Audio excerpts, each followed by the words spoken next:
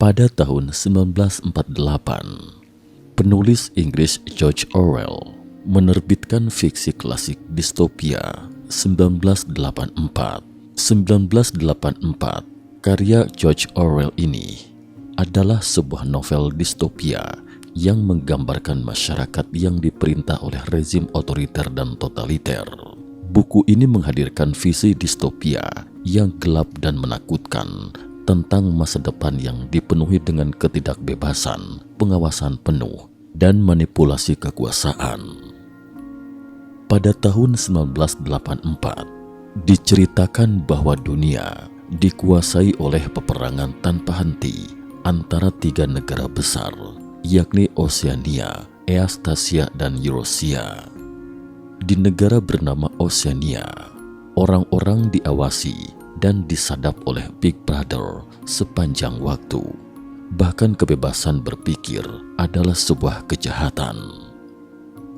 Sejak novel ini diterbitkan, orang-orang pun menaruh perhatian pada tahun 1984 dan seperti yang diduga, prediksi George Orwell tidak menjadi kenyataan. 7 tahun kemudian, pada tahun 1991, Uni Soviet runtuh dan Big Brother dalam bayangan banyak orang ini pun sudah ikut lenyap bersamanya. Setelah berlalunya kekhawatiran itu, orang-orang Amerika pun bersorak ria.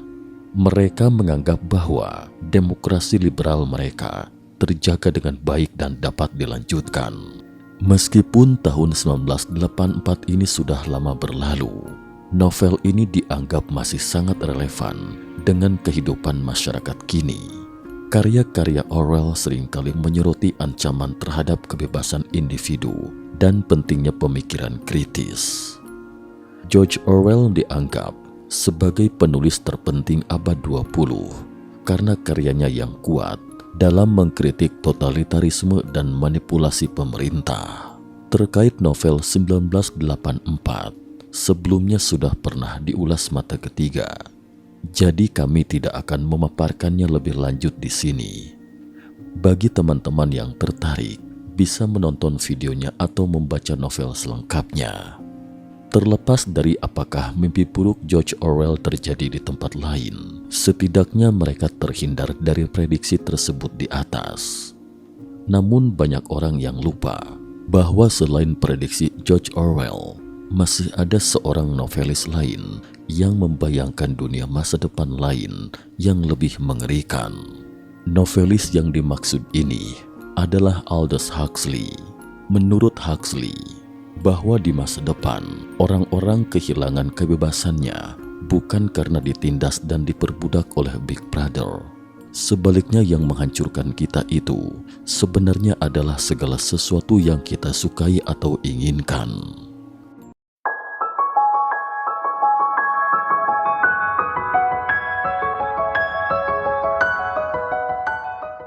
Salam sehat sejahtera. Jumpa lagi di channel Mata Ketiga. Hari ini kita akan kupas sejenak tentang prediksi yang lebih dekat dengan kenyataan, Brave New World. Membaca kembali Brave New World, jejak ide Aldous Huxley, terlihat saat ini munculnya minoritas elit yang mengontrol mayoritas lewat media, iklan, bahasa, obat farmasi. Tahun 2532 Masehi, negara dunia. Pemandangan pertama di awal novel adalah sebuah bangunan putih besar bernama The Central London Hatchery and Conditioning Center, atau kantor penetasan dan pengkondisian pusat London. Di pintu masuk utama terdapat slogan negara dunia, komunitas, identitas, stabilitas. Ceritanya berawal dengan latar belakang masa depan yang jauh di tahun 2532 atau tahun 632 dalam novel. Pada saat itu, tidak ada yang namanya negara di muka bumi. Masyarakat beradab sedunia, hidup di negara dunia, berbicara dengan bahasa yang sama, dan menikmati kehidupan materi yang melimpah. Sampai di sini, mungkin ada yang bertanya, apa itu manusia dalam masyarakat beradab? memangnya ada manusia yang tidak beradab? Ya, selain masyarakat beradab, ada juga tempat bernama Savage Land atau daratan liar. Tuhan yang diyakini manusia di negara dunia ini bukanlah Yehuwa, tetapi Henry Ford. Ya, dia adalah pendiri Ford Motor Company, seorang pengusaha otomotif terkenal Amerika yang mempelopori produksi mobil skala besar menggunakan jalur perakitan. Metode produksinya menjadikan mobil sebagai produk massal yang tidak hanya merevolusi metode produksi industri, tetapi juga mengubah gaya hidup masyarakat modern. Brave New World berlatar tahun 2532 Masehi yang diidentifikasi oleh novel sebagai tahun AF 632. AF adalah singkatan dari After Ford karena jalur perakitan Henry Ford dipuja seperti dewa. Era ini dimulai ketika Ford memperkenalkan Model T-nya pada 1978. Michael H. Hart menerbitkan buku berjudul The 100 tentang tokoh paling berpengaruh dalam sejarah manusia. Dalam The 100, Michael H. Hart menetapkan Henry Ford sebagai satu-satunya pengusaha yang berpengaruh dalam perjalanan sejarah manusia. Huxley menggunakan latar belakang dan karakter dari novel fiksi sainsnya untuk mengekspresikan opini-opini yang berkembang pesat. Di antara opini ini adalah sebuah ketakutan atas hilangnya identitas individual di dalam dunia masa depan yang berkembang dengan sangat cepat. Huxley mendatangi Amerika Serikat di awal penulisan novel ini untuk merasakan karakter Brave New World. Huxley tidak hanya kaget dengan budaya anak muda, kekaguman mereka terhadap iklan, sikap terhadap seks yang sangat bebas, dan sifat individual banyak orang Amerika, tapi juga menemukan sebuah buku berjudul My Life and Work oleh Henry Ford dalam kapal menuju Amerika. Prinsip-prinsip di dalam buku ini kemudian ia saksikan dalam apapun yang ia temukan setelah meninggalkan San Francisco. Sementara itu di Eropa, terjadi sebuah ketakutan atas Amerikanisasi setelah melihat Amerika dengan mata kepala sendiri dan melihat ide serta rencana dari salah satu penduduk paling terpelajarnya. Huxley menulis Brave New World sambil memikirkan Amerika. Sebagai contoh, permen karet hormon seks yang digambarkannya di dalam novel ini adalah sebuah parodi kepada permen karet yang dijual di mana-mana yang pada waktu itu merupakan semacam simbol Amerika. Novel ini membahas masyarakat futuristik yang disebut negara dunia yang berputar di sekitar sains dan efisiensi.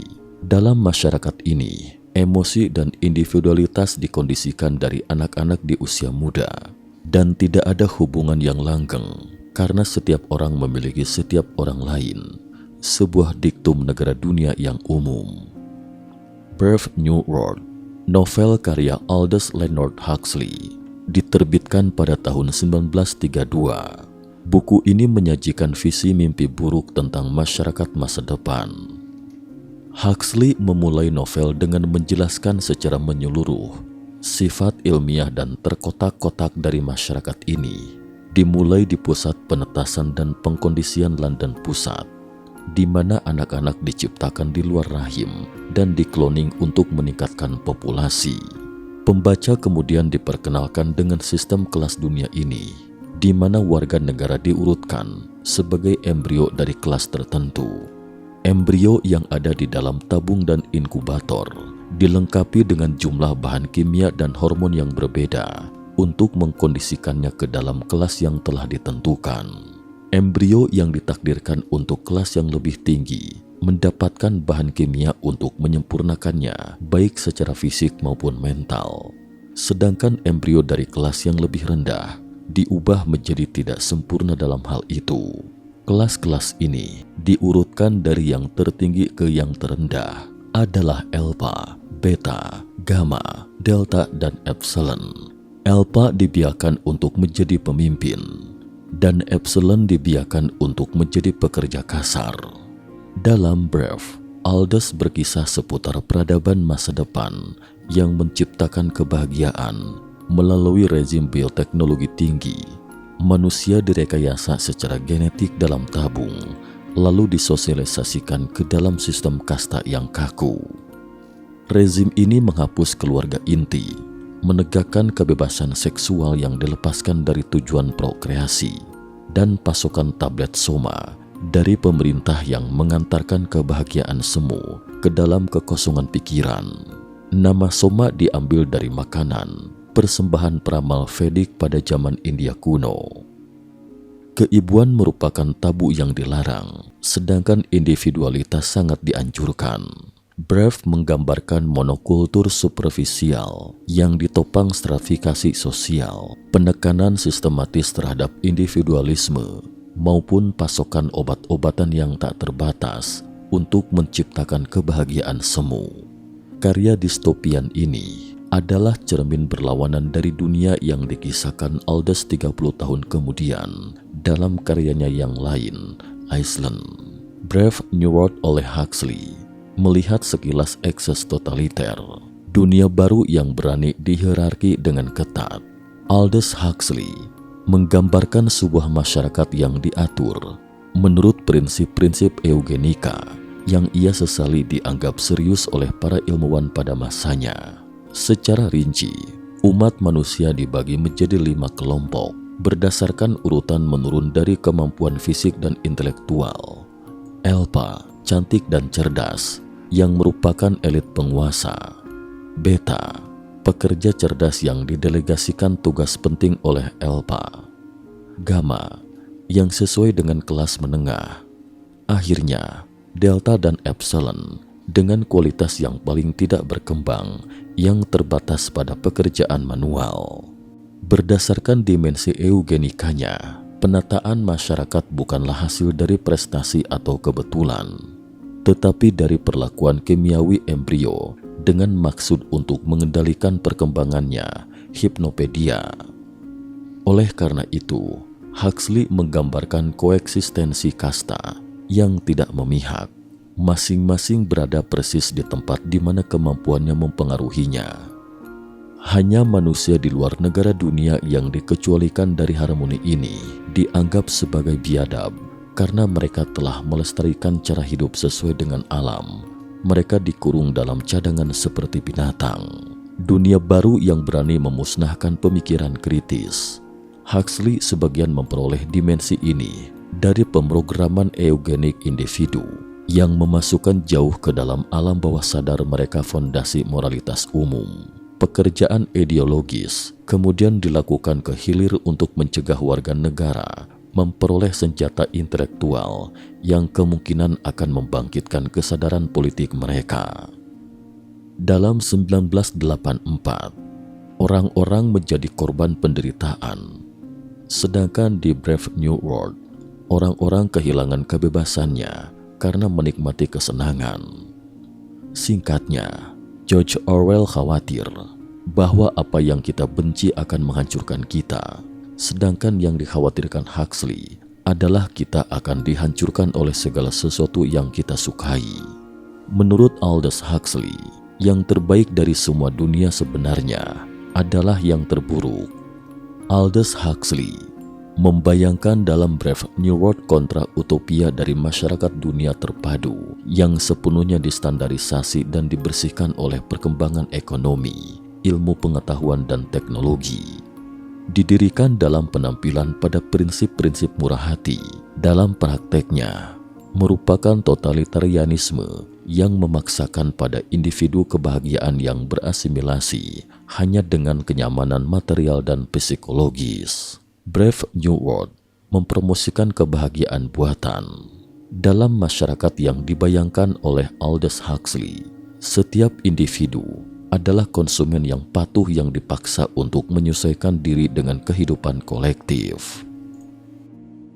Amusing Ourselves to Death atau menghibur diri sampai mati, karya Neil Postman. Perkataan Neil Postman seakan memberikan posisi yang akurat pada kedua buku ini di benak pembaca. Setelah itu, pembahasan kedua buku ini seolah tak pernah lepas dari Neil Postman. Dalam Amusing Ourselves to Death, dunia yang digambarkan oleh Huxley hampir merupakan kondensasi ekstrim dari masyarakat saat ini dengan konsumerisme, ledakan informasi, fun entertainment. Semakin sedikit orang yang membaca, sebaliknya semakin banyak orang yang mengejar kesenangan sensual. Dalam novel Brave New World itu sendiri, mengkritisi kehancuran spiritual akibat konsumerisme masyarakat modern. Secara umum, seharusnya lebih bergema di kalangan masyarakat masa kini ketika membacanya. Namun pengaruhnya sepertinya tak pernah mampu mengejar novel 1984. Jawaban atas hubungan seperti ini mungkin bisa kita temukan dari novel itu sendiri. Kehebatan karya klasik terletak pada prediksi akuratnya tentang masa depan. Novel distopia 1984 karya George Orwell, Brave New World karya Huxley, dan We karya penulis Rusia Yevgeny Zamyatin disebut trilogi distopia. Tidak dipungkiri, ketiga buku ini merupakan keprihatinan dan perenungan tentang sentralisasi oleh orang-orang bijak abad lalu. Namun masa depan yang mereka prediksi sangatlah berbeda. Dari judulnya bisa dilihat, kita hanya membahas tentang 1984 dan Brave New World. Alasan tidak dipilihnya novel distopia We bukan karena nilai sastranya, melainkan pertimbangan ideologis.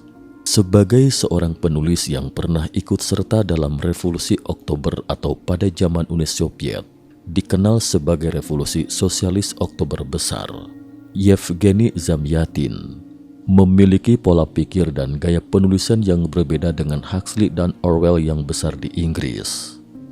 Tentu saja, di tengah pesatnya perkembangan kecerdasan buatan dan ledakan informasi saat ini, kita pasti akan memperoleh lebih banyak wawasan berbeda ketika membaca kembali buku-buku klasik ini. Pada titik inilah, kita dapat mulai melihat 1984 dan Brave New World bukan sebagai visi yang bersaing di masa depan, tetapi sebagai peringatan yang saling melengkapi dan tumpang tindih. Partai dalam novel 1984 mempertahankan kekuasaan ekstrimnya melalui blokade informasi yang ketat. Di bawah kekuasaan partai, kehidupan masyarakat hanya dapat tercukupi dengan pangan dan sandang. Bahkan terkadang pangan dan sandang tidak terjamin.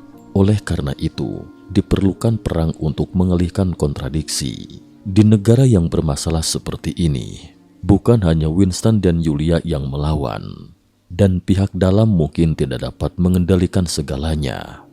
Semakin parah penindasan, semakin mudah membangkitkan perlawanan, dan semakin parah pemblokiran informasi, semakin mudah memicu keingintahuan.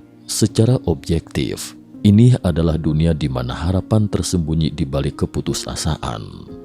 Sebuah dunia bermodel George Orwell, kata Neil Postman, akan lebih mudah dilihat dan ditentang daripada dunia yang bermodel Aldous Huxley.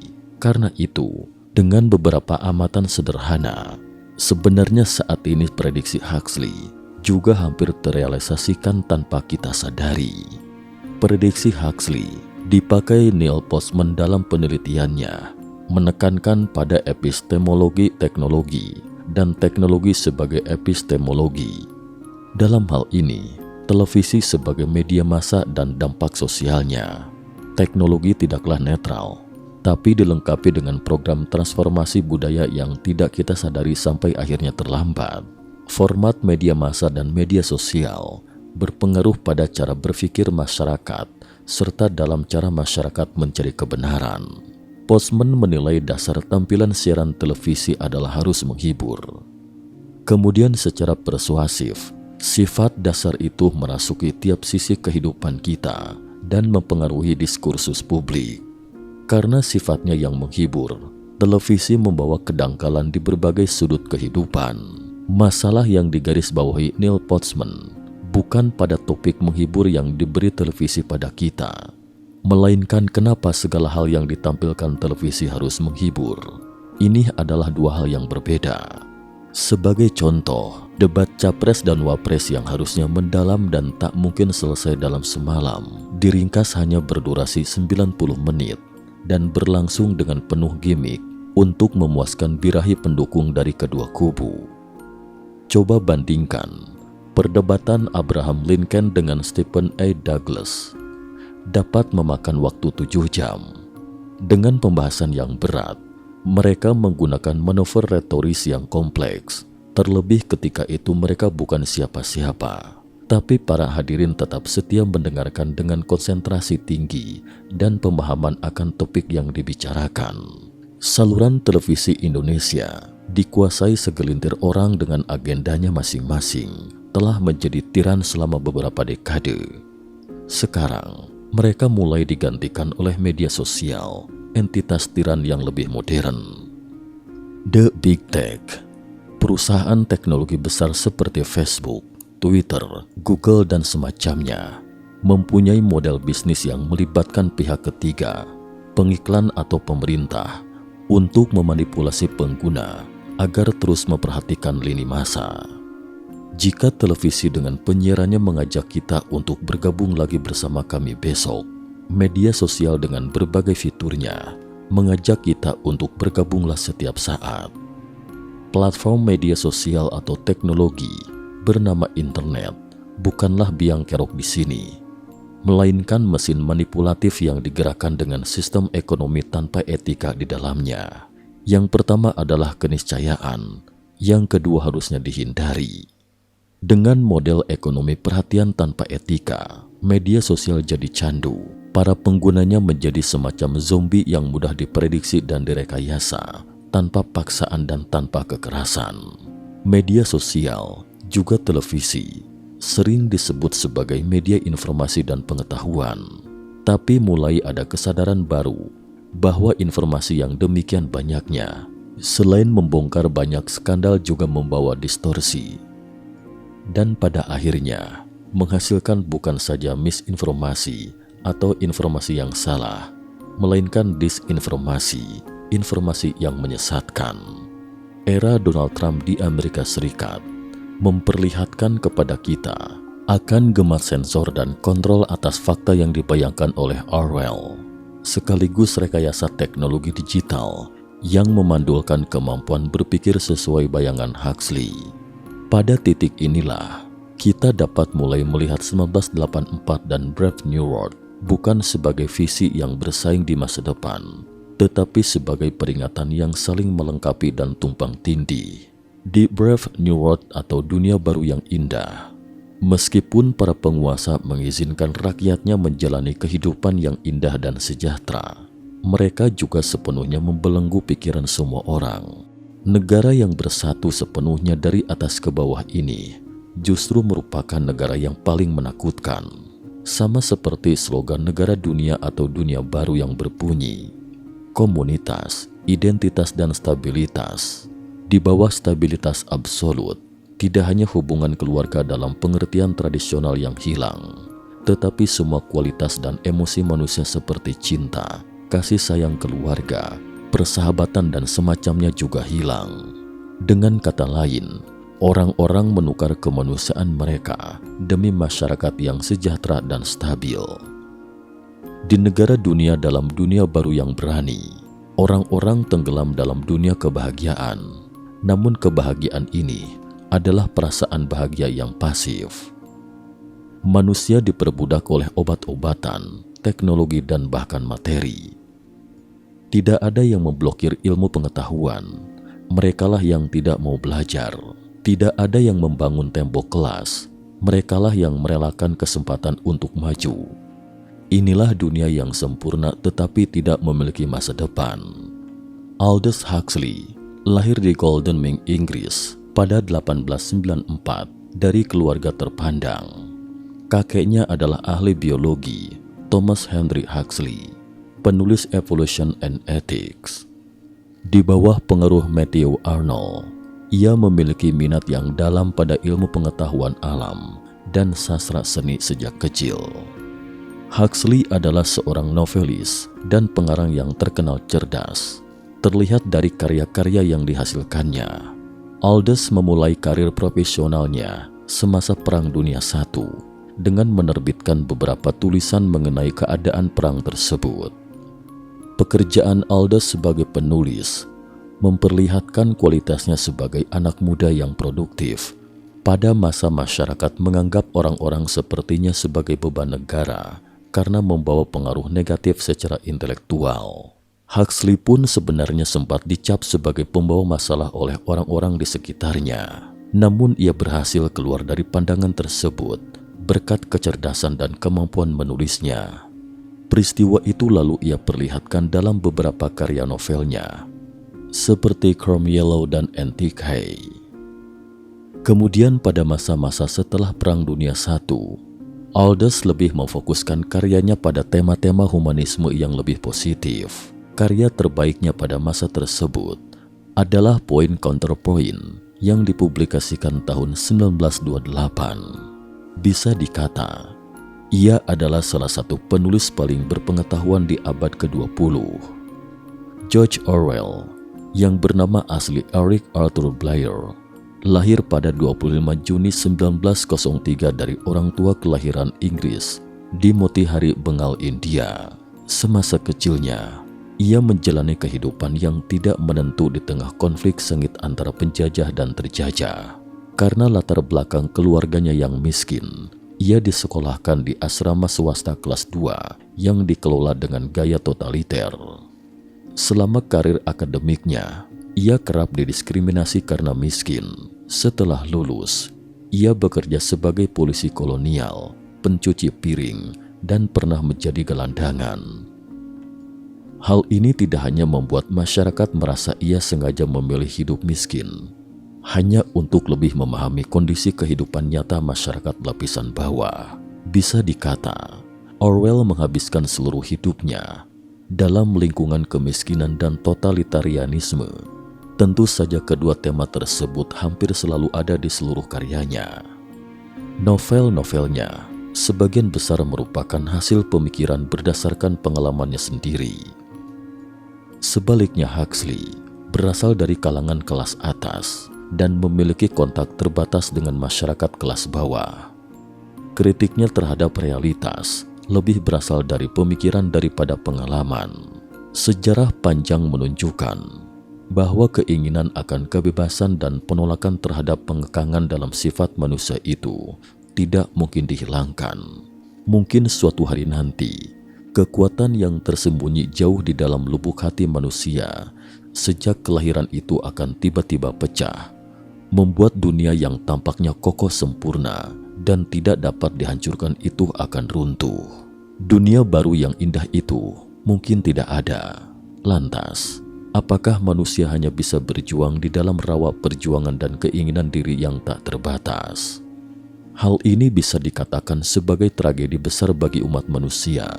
Namun sisi lain dari tragedi itu juga merupakan perenungan yang harus dilakukan dalam pembangunan. Terakhir kita akhiri dengan kata penutup, Amusing Ourselves to Death, atau menghibur diri sampai mati, karya Neil Postman. Yang menghancurkan kita bukanlah hal-hal yang kita benci, melainkan segala sesuatu yang kita sukai. Tak ada yang pasti dengan atau tanpa prediksi. Siapa yang menyangka 2024 akan dilanda wabah? Namun sebagai seorang yang bukan utopis, kami tak melulu mengharapkan sesuatu menjadi sempurna. Kami pikir saat ini kita sedang berenang dalam ombak kombinasi distopia Huxwell, Orwell dan Huxley dengan terengah-engah. Sekian dan terima kasih atas perhatiannya.